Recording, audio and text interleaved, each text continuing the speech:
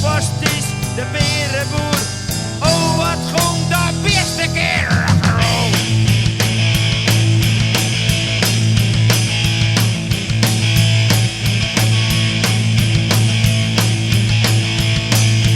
Kwam een deputiesje aan, die vroeg aan Ties hoe kan ik nou zien.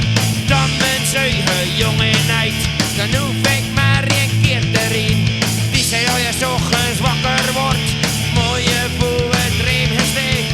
En nog op de rek in de mest ligt, dan is het al een milde hoede heen. Het was Ties, de berenboer, die had de allergrootste beer. Het was Ties, de berenboer, oh wat ging dat beste keer. Ja.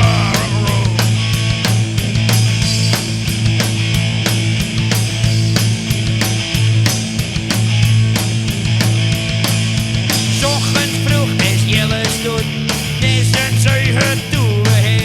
Beestjes toen recht overaan de dus, het was toch weer maar niks idee. Terug net Ties, dus nog een keer, maar dan twee tegen aan de stek. Maar van dat beesten de pruwegen, kreeg je vreselijk, ja in je recht. Het was Ties, de berenboer, die had de allergrootste beer. Het was Ties, de berenboer, oh wat ging dat beste keer. Keesje met een varken.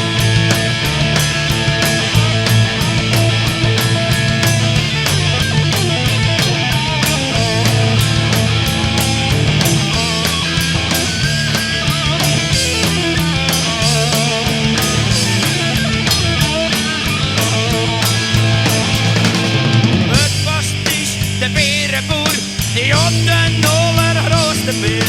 Het was Ties, de berenboer, oh wat ging dat beste keer. Ja, varkens!